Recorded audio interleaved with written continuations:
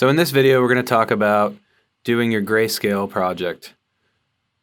You should have a printed handout that we're going to provide to you, and we're going to be affixing that to some cardboard. So if you look at the top, you'll see an outlined area, and that's where you're going to be mixing and applying the paint. The bottom printed scale is just for reference.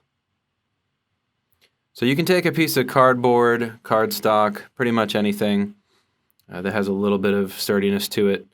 We're going to provide you with some gesso, and you're going to use just a little bit of gesso to affix it to the board, and then we're going to do a little bit of gesso over the top of the actual lined markings for you.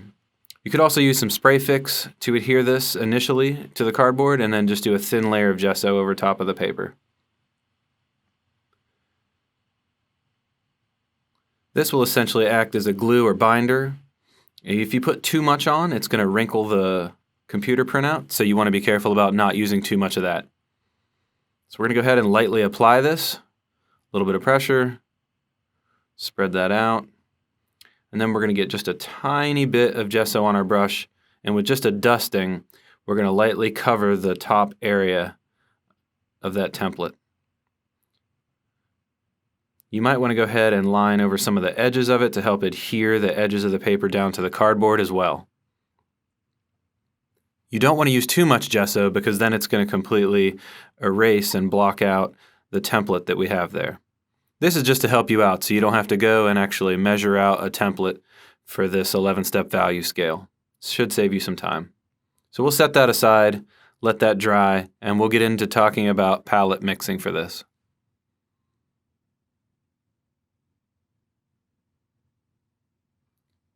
So for this project, we're going to have a glass palette set out. We're going to be using our offset palette knives, and we're going to be working with two colors, an ivory black and a titanium white.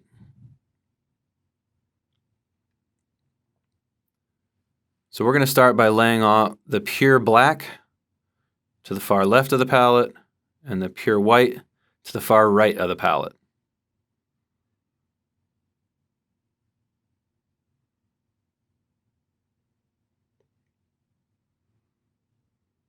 Give yourself enough space. Don't put too much paint down, but you have to put enough to be able to mix out all the value steps in between. So we have both ends of that spectrum on our value scale. We're going to start by trying to mix a value 5 gray. So we're going to take some of our ivory black, put it in the middle, directly between both piles of color. Clean off your palette knife. Come back and grab some of the titanium white. And we're going to lay that down in the middle as well. So you're shooting for about a 50-50 ratio here. You're still going to have to make some adjustments and compare to make sure that your value is approximately a value 5 right in the middle. So we'll mix that up. We'll be using a raking motion and a sort of smashing motion. So as you smash the palette knife down, that's going to start to mix the pigment, and then we'll rake it back across and continue this process over and over until the color is thoroughly mixed. If you don't smash and rake evenly enough or do it enough, you might see some of the colors unmixed as you get back down to the actual glass palette. This can occasionally lead to inconsistent color mixing.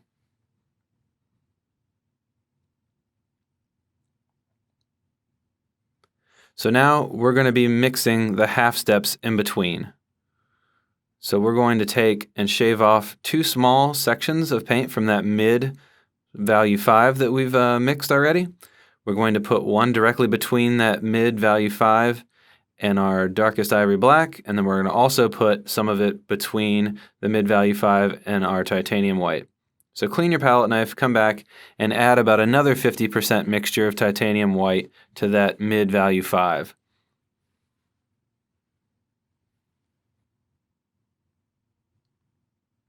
So this should be approximately mixing about a value 7, value 8. So the goal of this exercise is to mix these half steps and split them and mix half steps and split them again. It's going to make it a lot easier than starting at an arbitrary place.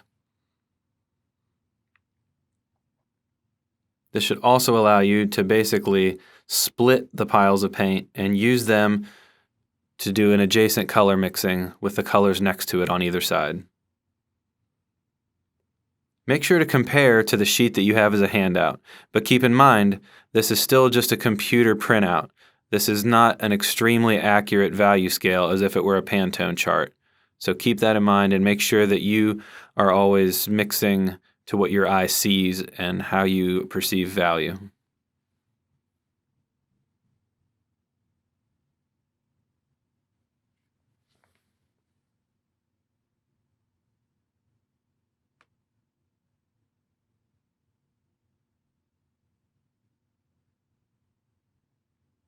We're going to do the same thing on the lower end of the value scale. So we're going to take some of that ivory black and we're going to mix it back into that value 5. And this will be shooting for about a value 3.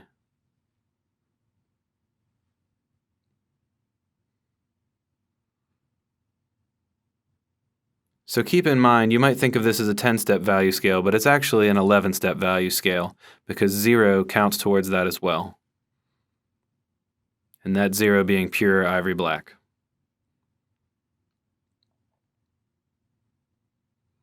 We're not going to be using a lot of ivory black in this course to mix darks, as I've said before, but we will be using it to complete this value scale so that we have a dark enough low register in our value scale.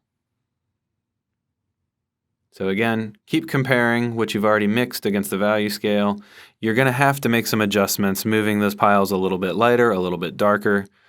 It's very hard to nail this on the first try. So don't be worried at all if it takes you a little bit of mixing, if you have to come back and adjust each of those piles as you start to mix them out.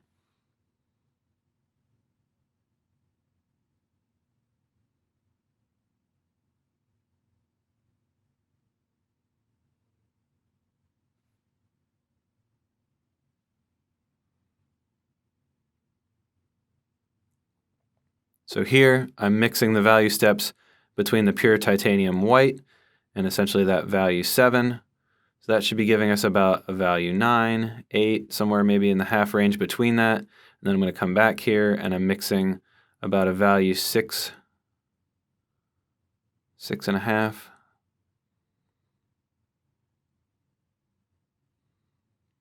So hopefully you're understanding the logic to this, where we're mixing those half steps in between and then using and leaving some of that negative space on our palette to again mix those sort of third steps in between those. It makes for a much easier, more logical setup and approach to achieving a value scale. Don't be afraid to come back and grab some of the other values you've already mixed, right here where I'm grabbing about that value 8 and bringing it back into my value 6, trying to get it to match. So you're going to have to move back and forth as you go across this palette for your value scale. It's very easy to start mixing things a little bit dark or a little bit light across the entire scale. Don't worry about it. You can always go back in and make small adjustments as you mix.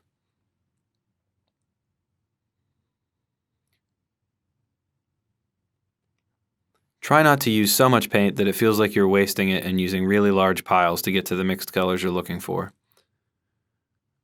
But also don't be afraid if you have to add a little bit more paint to come back and have enough to mix all of those value scales to an adequate enough pile for mixing and applying.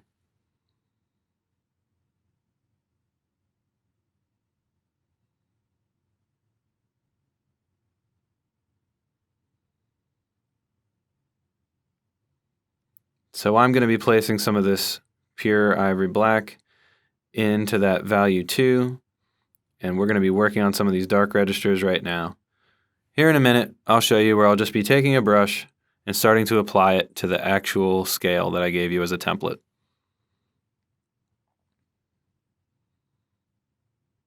Again, don't be afraid to add a little bit more paint. I ran out of ivory black there, had to come back and add some more to mix enough for this.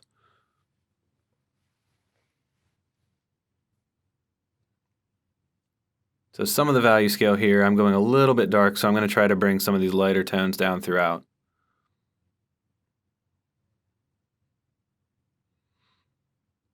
So when you're applying this, you don't have to be painting these in perfect rectangles, super crisp, hard shapes. We're just going to be laying the colors down next to one another, and it's probably going to be smart to go from light to dark. You're also going to want to wipe your brush off with a sort of dry cleaning on a rag between applications of value steps. This way you're not cross-contaminating the scale that you've already mixed.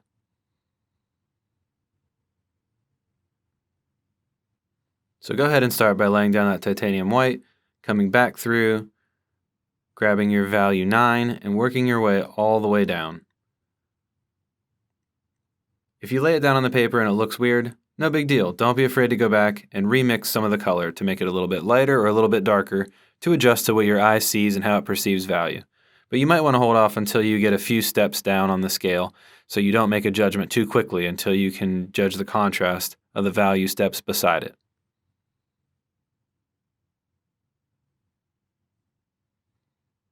So from here out, it's essentially just application of the brush, working your way down the scale and filling in the rest of that templated rectangle for the whole scale. So I'm going to let the video play out. I'm not going to actually show painting in every single square as you get the picture.